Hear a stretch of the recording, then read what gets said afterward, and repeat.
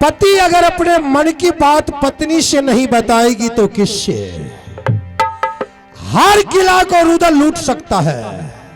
जिस किला को तुम कहोगी मैं 2 मिनट के अंदर लूट लूंगा, लेकिन बांधवगढ़ में जाने से इनकार जा रहा हूं। इस वचन को आप वापस ले लीजिए मेरी अर्धांगिनी। हे स्वामीनाथ, आप हर किला को लूट सकती है, हाँ, परंतु बांधवगढ़ से नहीं। हाँ, वहां जाने से मैं इनकार जा रहा हूं। परंतु क्यों स्वामीनाथ? बांधवगढ़ जाने से इनकार क्यों जाती हो स्वामीनाथ? बोला, तुम एक नई नवेली दुल्हन हो, हाँ, और तुम बीती हुई बात को आज रुदल को याद दिला रही हो। एक समय की बात है, जिस समय मेरे भदैया आम के पेड़ के कारण से झगरू ने मेरे पिताजी के गर्दन को काट दिया, मां देवला को घर से निकाल दिया।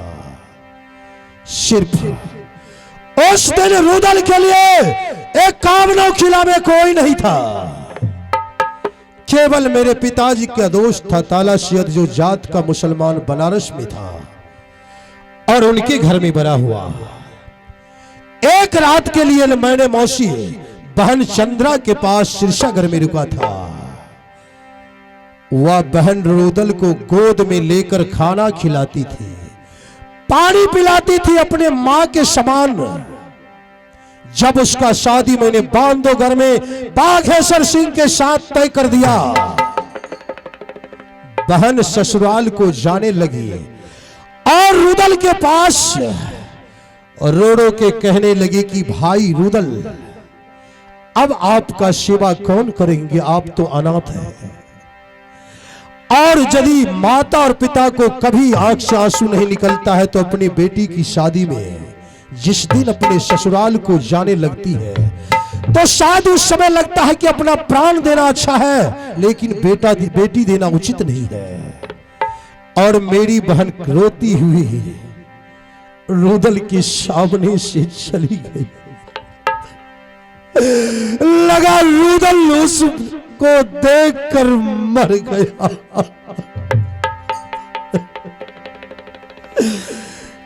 कानता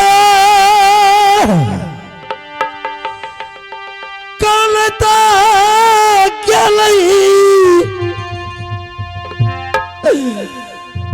बहन चंद्रा हम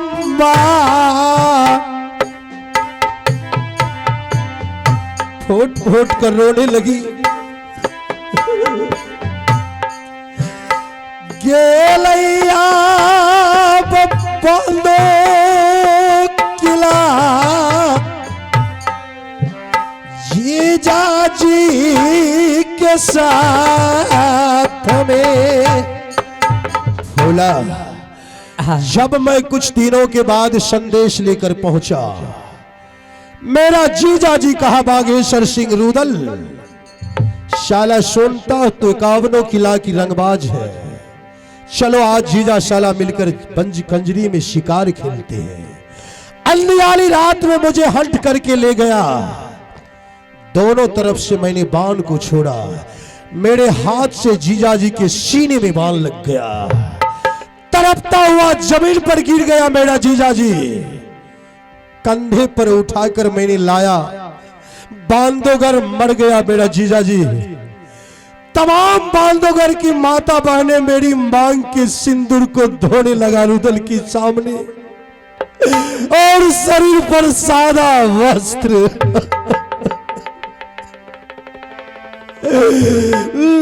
मैंने सोचा मेरा प्राण क्यों नहीं निकलता है।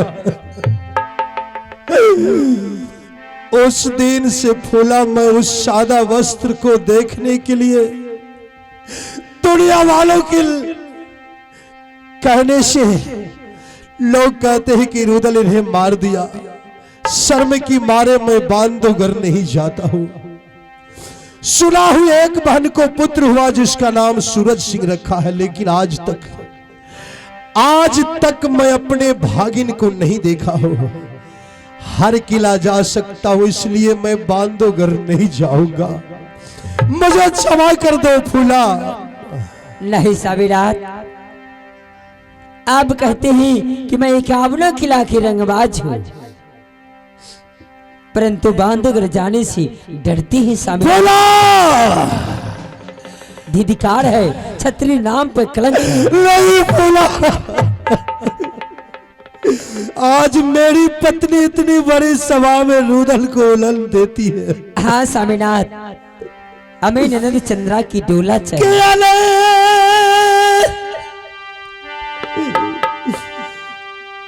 प्राणया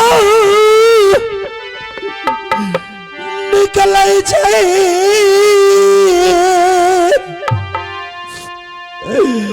रुदल के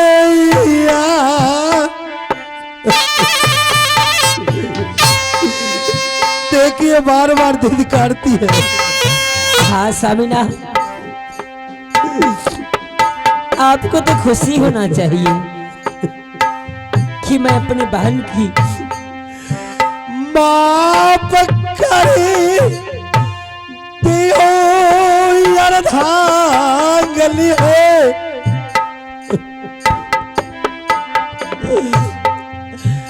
जाएंगे रुदाल के फूला। हाँ स्वामीनाथ, जा रहा हूं बांधवगढ़, लेकिन जाने से पहले सुन लो। क्या? तुलसी के वृक्ष के पास आंगन में बैठ जाना।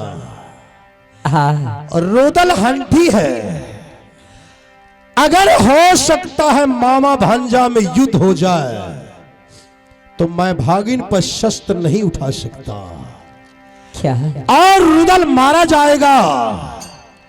उस समय तुलसी की वृक्ष मुरझा जाएगी। समझ लेना कि मेरा पतिदेव बांधवगढ़ में मारा गया। नहीं साबिरात, सिंदूर के नहीं साबी, आब है फोड़ ली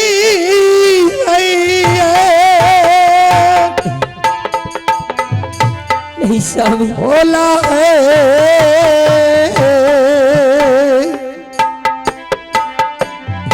मांग के सिंदूर मिटा लेना, हाथ की कंगन फोड़ डालना। नहीं सादयाब वस्त्र फूला है धारण कर लिए। नहीं साबी, जा रहा है रुदल। हमें क्षमा कर दीजिए प्रभु। मैंने अपने यान को भूल ही गया था कि मैंने वादा किया था। आज जाओ हरामजादी, मेरे सामने से सामने अनोना विनय मत करो। दिल तो चाहता है तुम्हारा प्राण ले लूं। साबी, तभी से मैंने बार बार समझा रहा था, लेकिन तेरा हट नहीं छोड़ा। गलती कुछ नहीं सुनेगा रुदल। भेले ये हंठी है। स्वामी जी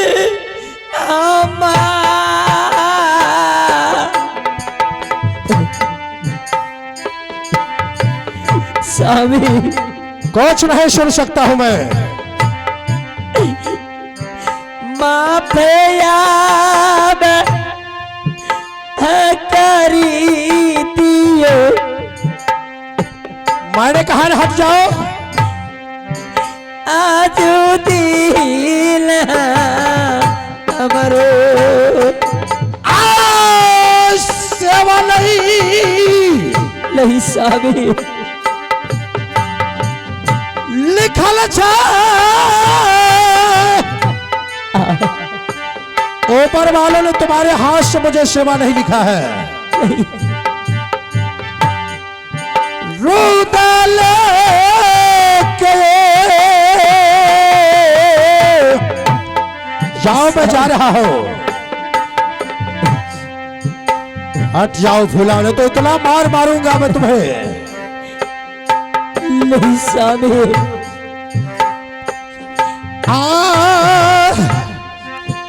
जाबता कल तोला यौ लबई हाँ स्वामी, बाहिनी यो चंदा के बाश। स्वामी दुनिया वाले क्या कहेंगे कि रंगबाज होकर देखो अपने बहन को उठाकर ले जा रहा है। जोर जोर